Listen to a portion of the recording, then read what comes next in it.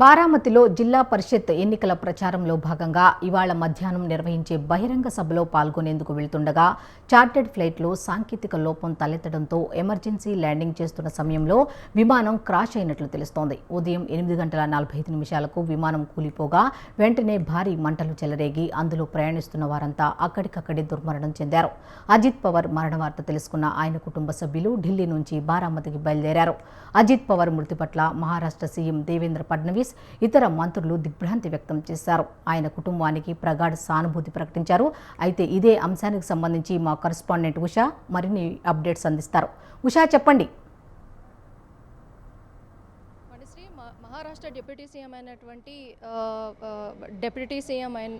Deputy CM దుర్మరణం పాలయ్యారు. ఏదైతే బారామతిలో జడ్పీ ఎన్నికల ప్రచారానికి బయలుదేరుతున్నటువంటి అజిత్ పవార్ కాసేపటి ఏదైతే 8:45 ఆ ఫ్లైట్ మొత్తం కూడా క్రాష్ అయినట్టుగా అయితే తెలుస్తుంది. క్రాష్ అయినటువంటి ఫ్లైట్లో సాంకేతిక లోపమే ప్రధానంగా అయితే గుర్తించినట్టుగా అయితే ఇప్పటికే డీజీసీఎస్ సిబ్బంది కూడా పేర్కొనడం జరిగింది. మొత్తం మీద చూసుకున్నట్టయితే దాదాపు 8 సార్లు ఎమ్మెల్యేగా మొదటిసారి ఎంపీగా ఎన్నికైనటువంటి అజిత్ పవార్ 66 ఏళ్ల అజిత్ పవార్కు 2 కుమారులు ఉన్నారు. అలాగే శరద్ పవార్కు స్వయాన సోదరుడి కొడుకు అన్న కొడుకు అయినటువంటి అజిత్ పవార్ దాదాపుగా కూడా 66 ఏళ్ల పాటు కూడా రాజకీయ జీవితం చాలా వరకు కూడా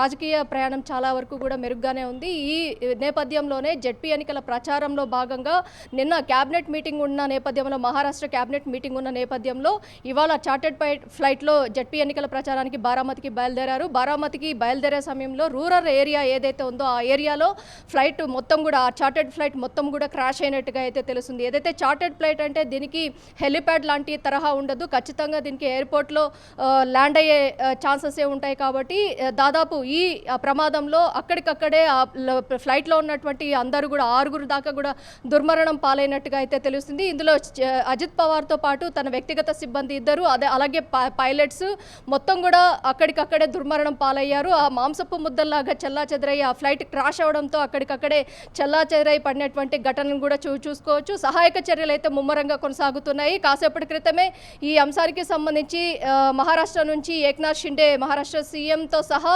ఫడ్నవీస్తో సహా ఏక్నాథ్ షిండే అలాగే శరద్ పవార్ ఫ్యామిలీ మొత్తం కూడా బారామతికి చేరుకోబోతోంది. మరి కాసేపట్లో శవ పరీక్షలు ఏదైతే మార్చురీకి తరలించే అవకాశం ఉన్నట్టుగా అయితే తెలుస్తుంది. 6 మృతదేహాలకి సంబంధించి అయితే అక్కడ ఉన్నటువంటి అంబులెన్స్ సర్వీసెస్ మొత్తం కూడా సహాయక చర్యల్లో అక్కడ స్థానికులు కూడా సహాయక చర్యల్లో పాల్గొన్నారు.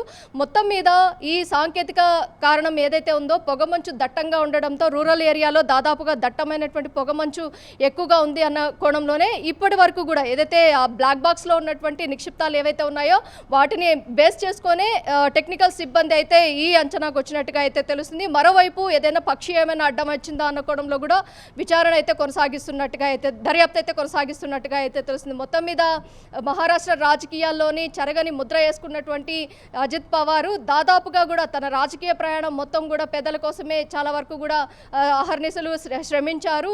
66 మొదట ఏదైతే 23 ఏళ్లలోనే రాజకీయ ప్రవేశం చేసినటువంటి అజిత్ పవార్ బ్యాంకు ఉద్యోగిగా తన కెరీర్ని ప్రారంభించారు. అనంతరం తన చిన్నాన్న అయినటువంటి శరద్ పవార్ రాజకీయ ప్రస్థానాన్ని వీటన్నింటినీ కూడా దగ్గరగా చూసినటువంటి అజిత్ పవార్ రాజకీయాల్లోకి మక్కువ చూపించి రాజకీయాల్లోకి అరంగేట్రం చేసినట్టుగా అయితే తెలుస్తుంది. ఎన్డీఏ కూటమి అభ్యర్థిగా ఉన్నటువంటి అజిత్ పవార్ దాదాపుగా కూడా ఎన్సీపీ పార్టీ ఏదైతే ఉందో ఎన్సీపీ పార్టీలో చాలా వరకు కూడా కీలక రోల్ ప్లే చేశారు.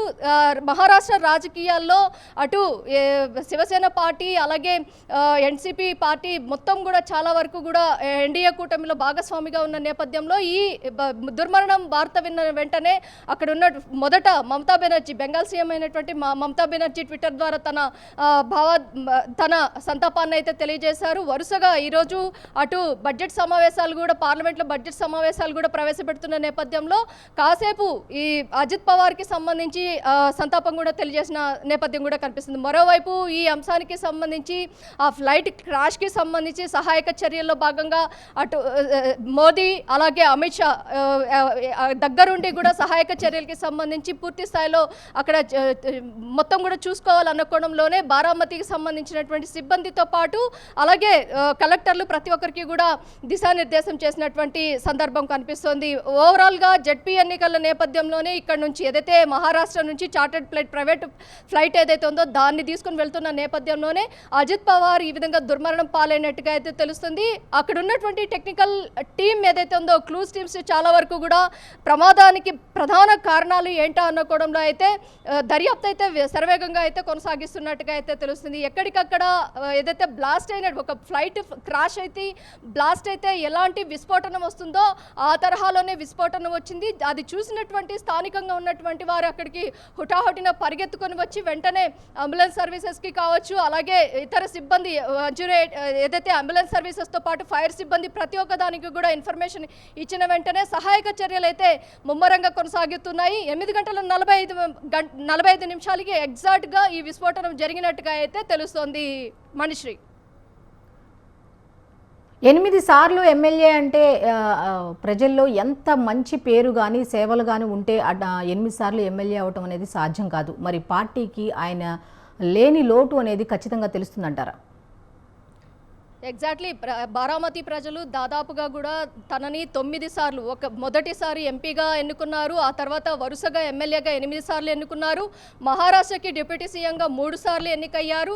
దాదాపుగా కూడా ప్రతి ఒక్క దీనిలో కూడా మహారాష్ట్ర గవర్నమెంట్లో కీలక పాత్ర పోషించినటువంటి వ్యక్తి అజిత్ పవారు నేతృత్వంలో చాలా వరకు కూడా డిప్యూటీ సీఎంగా తను తీసుకున్నటువంటి ఆలోచనలు కావచ్చు, అలాగే రాజకీయాల్లో తనకంటూ ఒక చెరగని ముద్ర కూడా వేసుకున్నటువంటి వ్యక్తి. అలాంటి వ్యక్తి దుర్మరణం పాలవటంతో ఇటు సామాజిక మాధ్యమాల దగ్గర నుంచి ఎక్స్ వేదికగా చాలా మంది ప్రముఖులు, రాజకీయ నాయకులు, చంద్రబాబుతో సహా ప్రతి ఒక్కరూ కూడా తన మృతి పట్ల సంతాపం అయితే తెలియజేస్తున్నారు. 66 ఏళ్లలో తాను చాలా వరకు కూడా అభివృద్ధి పనులకు సంబంధించి కావచ్చు, రాజకీయాల్లో కావచ్చు ఒక చరిష్మా కలిగినటువంటి వ్యక్తిగా అయితే, ఒక గుర్తింపు తెచ్చుకున్నటువంటి వ్యక్తిగా అయితే అజిత్ పవార్ నిలిచారు. అలాంటి వ్యక్తి ఇవాళ ఈ చార్టెడ్ ఫ్లైట్లో ప్రయాణిస్తున్న సమయంలో దుర్మరణం పాలవడంతో ఒక్కసారిగా మహారాష్ట్ర ప్రజల దగ్గర నుంచి మహారాష్ట్రలో క్యాబినెట్ నిన్న ఏదైతే మీటింగ్ అనంతరము ఈ వార్త వినాల్సి వస్తుందా అన్న కోణంలో అక్కడ ఉన్నట్టు క్యాబినెట్కి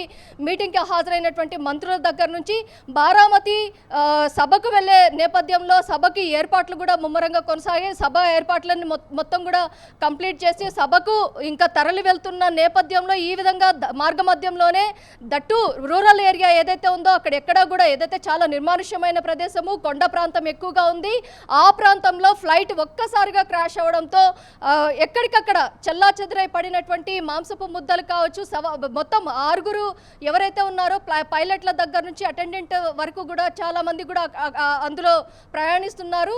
వ్యక్తిగత సిబ్బంది 2తో పాటు ప్రయాణిస్తున్నటువంటి అజిత్ పవార్ కూడా దుర్మరణం పాలైనట్టుగా అయితే అఫీషియల్గా 9 గంటల కల్లా మనకు తెలిసినటువంటి నేపథ్యం కనిపిస్తోంది. Manisri, okay, thank you Usha.